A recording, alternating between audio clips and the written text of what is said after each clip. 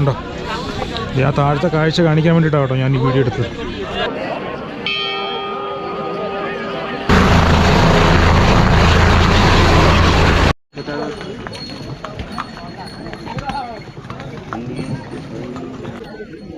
പത്ത് കിലോമീറ്റർ വരെ ഒരു വിധത്തിൽ നടന്നു. 10 കിലോമീറ്റർ വരെ ഒരു വിധത്തിൽ നടന്നു കയറി കേട്ടോ. പിന്നെ കുതിര പോലും വലിക്കണില്ല. കുതിരക്കിട്ട് അടിച്ചിട്ട് കുതിരക്ക് വയ്യ. 10 കിലോമീറ്റർ ഒരു വിധത്തിൽ നടന്നു കഴിഞ്ഞപ്പോഴത്തേക്കും പിന്നുള്ള കയറ്റമാണ് കയറ്റം അല്ലേ. 10 കിലോമീറ്റർ കയറ്റമാണ് കയറ്റം, രക്ഷയില്ല. അതേപോലെ കയറ്റം. അപ്പോൾ ഏതാണ്ട് ബേസ് ക്യാമ്പ് വരെയൊക്കെ ആവാറായിട്ടുണ്ട്. ഞങ്ങളിവിടെ വന്ന് ഇരുന്ന് പോയി. എത്രയോ സ്ഥലത്ത് ഇരുന്നിരുന്ന അതിനിടയ്ക്ക് ഫുഡ് കഴിക്കാൻ കയറി. മൊത്തം കൂടെ വന്ന് കൂടി. അതുകൊണ്ട് അതിനിടയ്ക്കൊന്നും വീഡിയോ ഒന്നും എടുക്കാൻ പറ്റിയില്ല. നല്ലൊരു ടയർഡായി. ഇപ്പോൾ സമയം 5 മണിയായി. രാവിലെ 9 മണിയായപ്പോഴത്തേക്കും കയറാൻ തുടങ്ങിയാണ് കേട്ടോ. ഏതായാലും നമുക്ക് കയറി നോക്കാം.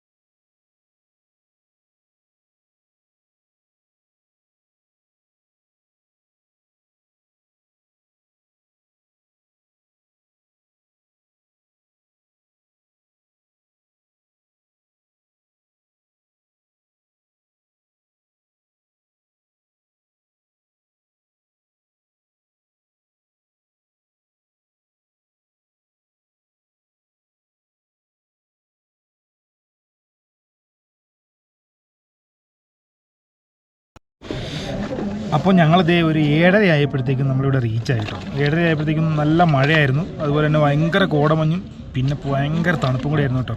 7:30 ആയി കയറി വന്നപ്പോഴത്തേക്കും ഇനിയും 1.5 കിലോമീറ്റർ ടെമ്പിളിലേക്ക് നടക്കാനുണ്ട്. അപ്പോൾ ഞങ്ങൾ രാത്രി ആയപ്പോഴത്തേക്കും പോയില്ല. കാര്യം അവിടെ നല്ല ക്യൂ ആയിരുന്നു. 2 മണിക്കൂറോളം അവിടെ ക്യൂ നിന്നതിന് ശേഷമേ പറ്റുള്ളൂ.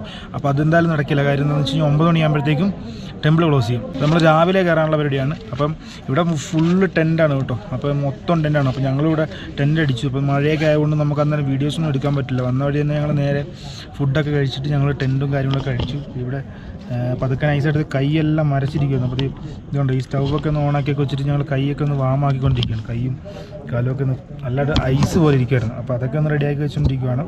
ടെൻ്റ് അടിക്കാനായിട്ട് കുറച്ച് സ്ഥലമെല്ലാം നോക്കിയായിരുന്നു. അപ്പോൾ എല്ലായിടത്തും ഫുള്ള് ടെൻ്റ് ആയതുകൊണ്ട് അവിടെ നിന്ന് ടെൻ്റ് അടിക്കാൻ ഒരു മാർഗ്ഗമില്ല. അപ്പോൾ രാവിലെ എന്തായാലും നമുക്ക് കയറി വീഡിയോസ് എടുക്കുന്നുണ്ടാവും. രാവിലത്തെ വീഡിയോസോട് കൂടിയിട്ട് ഞാനിത് ഒരുമിച്ച് ആയിരിക്കും നാളെ ആയിരിക്കും അപ്ലോഡ് ചെയ്യുന്നത്. കൂടുതൽ വീഡിയോസും കാര്യങ്ങളൊക്കെ നമുക്ക് നാളെ കാണാം. ഇന്നത്തേക്ക് ബൈ.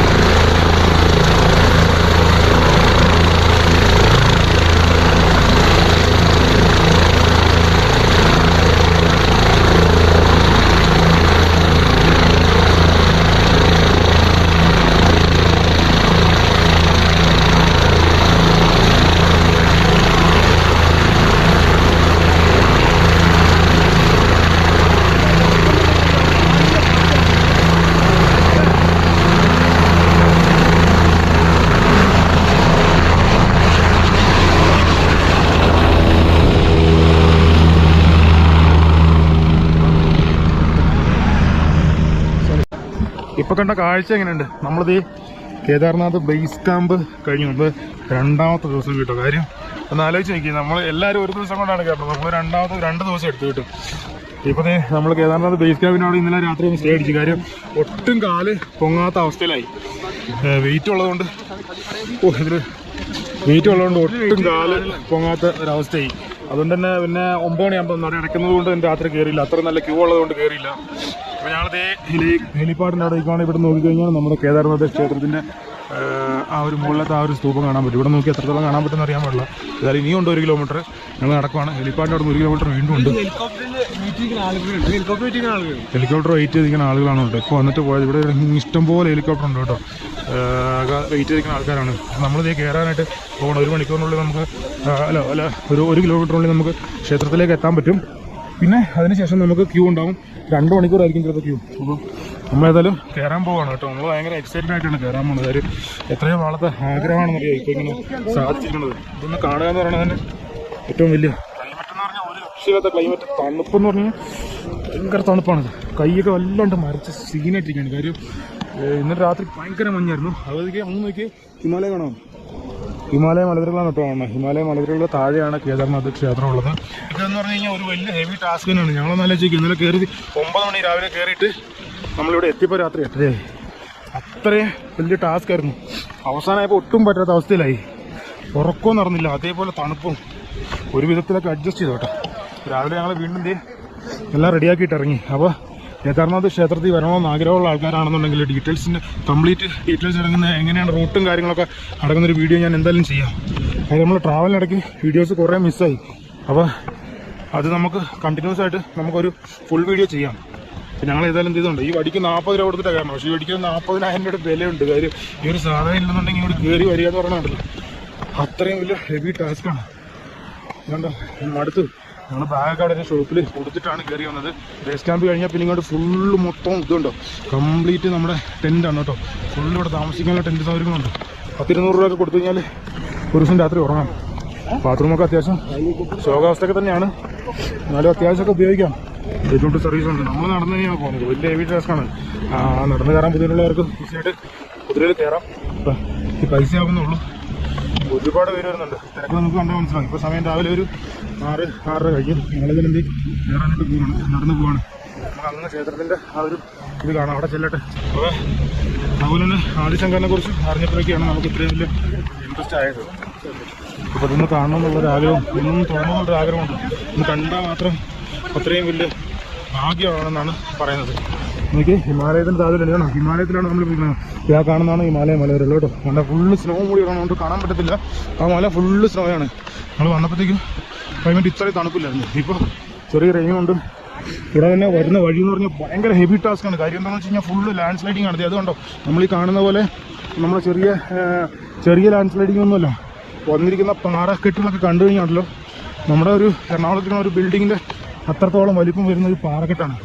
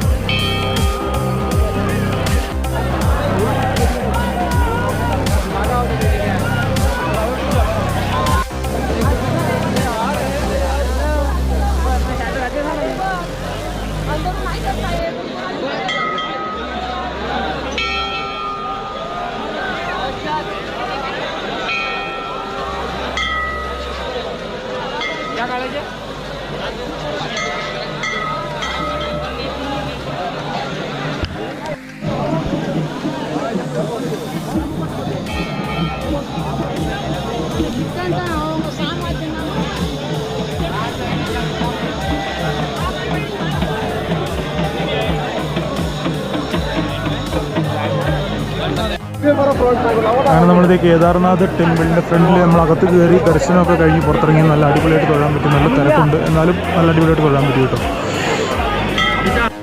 അമ്പലത്തിൻ്റെ ഫ്രണ്ടിൽ തന്നെ ഒരു അഘോരി സന്യാസി ഉണ്ടോ? ഞാൻ വീഡിയോ എടുക്കുന്നപ്പോൾ ഇതിൻ്റെ എടുക്കണ്ട, പൊക്കോളാൻ പറഞ്ഞു. അമ്പലത്തിൻ്റെ പുറകിലേക്ക് പോവാം.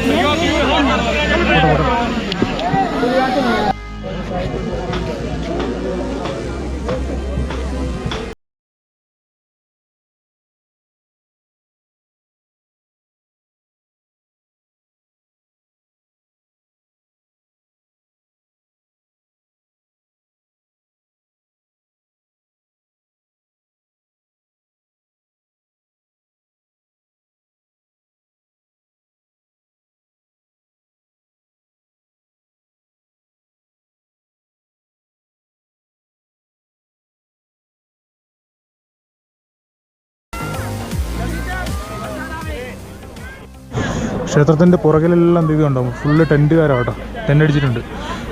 ദർശനം കഴിഞ്ഞിട്ട് അവരിവിടെ സ്റ്റേ ചെയ്യുന്നതായിരിക്കും. 2013 നമ്മൾ അന്ന് പറഞ്ഞ ആ ഒരു പ്രളയത്തിൽ ഇവിടെ നിന്നാണ്, നമ്മുടെ ആ കാണുന്ന സ്ഥലത്തു നിന്നാണ് കേട്ടോ നമ്മുടെ ലാൻഡ് സ്ലൈഡിങ് ഉരുൾപൊട്ടി ഫുള്ള് മൊത്തം ഒഴുകി വന്ന് ഇവിടെ മൊത്തം തകർന്ന്, കേരളം ക്ഷേത്രം ഒഴികെ ബാക്കി മൊത്തവും തകർന്ന് ഇവിടെ ആളുകളെല്ലാം ഒറ്റപ്പെട്ടു പോയ ഒരു അവസ്ഥയുണ്ടായിരുന്നു. അന്നത് ഈ കല്ലാണ് ഭഗവാൻ എടുത്ത് വെച്ചതുപോലെ തന്നെ ഉള്ള ഈ ഒരു കല്ലാണ് കേട്ടോ. ഇതുകൊണ്ടോ ആ ക്ഷേത്രത്തിനോളം വലിപ്പമുള്ള അത്രയും വീതിയുള്ള ഈ ഒരു കല്ലാണ് ഈ ക്ഷേത്രത്തിനെ അന്നത്തെ പ്രളയത്തിൽ നിന്നും സംരക്ഷിച്ച് പിടിച്ചത്. പ്രളയം പൊട്ടി ഒഴുകി അവിടെ നിന്ന് വന്നപ്പോഴത്തേക്കും ആ കൂടെ ഈ കല്ലും വന്നു. അതിനുശേഷം ഇവിടെ വന്ന് കറക്റ്റ് ഈ അമ്പലത്തിൻ്റെ ക്രോസായിട്ട് എടുത്ത് കൊണ്ടുവന്ന് വെച്ചു. അതിനുശേഷം മുകളിൽ നിന്ന് ഒഴുകി വരുന്ന ആ അത്രയും ഫ്ലോയുള്ള വെള്ളം ഒഴുകി വന്ന് ഇവിടെ വന്ന് രണ്ടായിട്ട് ഡീവിയേറ്റ് ചെയ്ത് ഇതിൽ തട്ടി ഒന്നങ്ങോട്ടേക്കും ഒന്നിങ്ങോട്ടേക്കും വൈ ഷേപ്പിൽ രണ്ട് സൈഡിലേക്കും ഡീവിയേറ്റ് ചെയ്ത് പോയി എന്നാണ് പറയുന്നത്. ആ കല്ലാണിത്. അപ്പോൾ ഈ ക്ഷേത്രത്തിന് അത്രയും വലിപ്പമുള്ള തരത്തിലുള്ള ഒരു റോക്കാണ് ഈ ഇരിക്കുന്നത്. കണ്ടോ, അതാണ് ഇതിൻ്റെ വിശ്വാസം എന്ന് പറയുന്നത്. ഇത് ശരിക്കും ഭഗവാൻ ശിവൻ എടുത്തു വെച്ചതാണ് എന്നാണ് പറയപ്പെടുന്നത്. ഈ കല്ലിൻ്റെ വലിപ്പം എന്താണെന്നുള്ളത് ഞാൻ എൻ്റെ ബാക്ക് സൈഡിലേക്ക് മാറുമ്പോൾ നിങ്ങൾക്ക് മനസ്സിലാവും.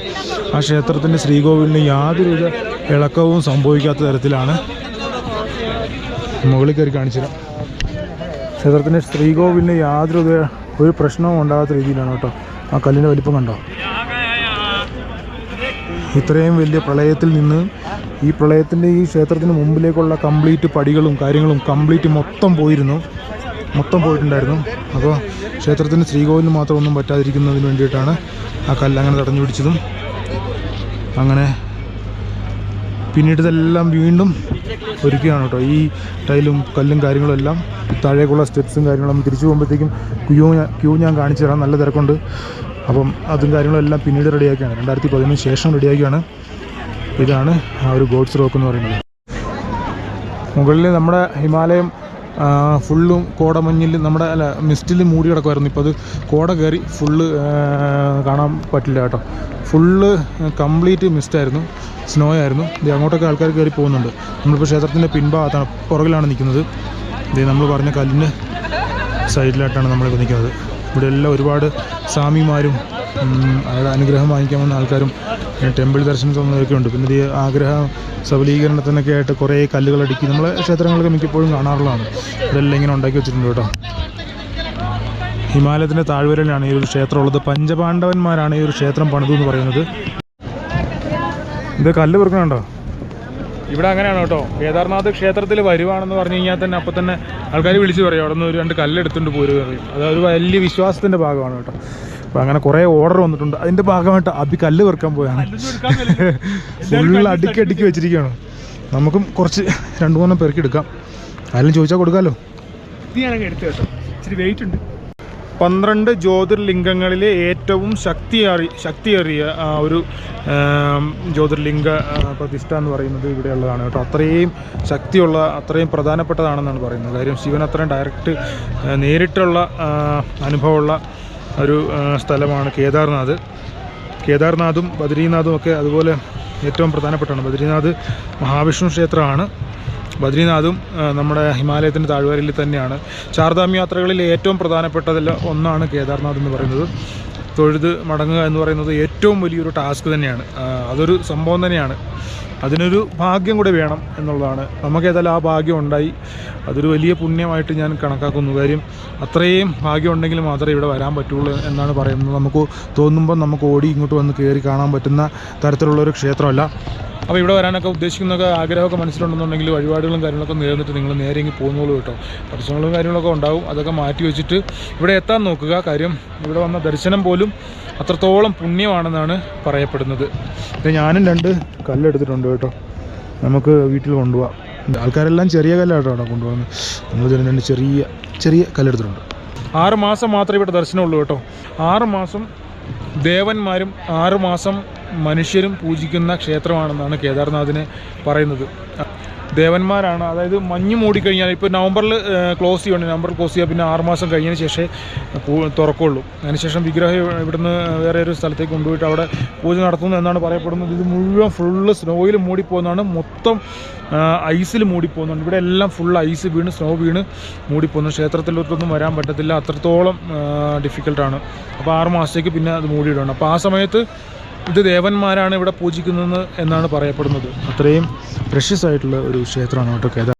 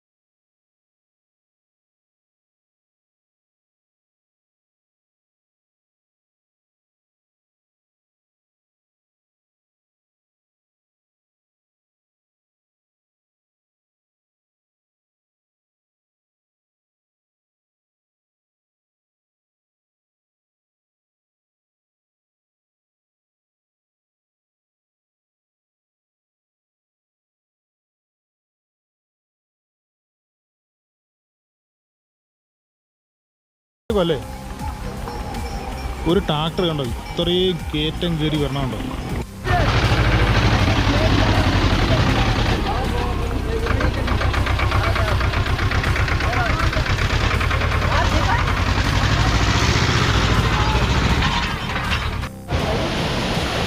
വെട്ടുണ്ട്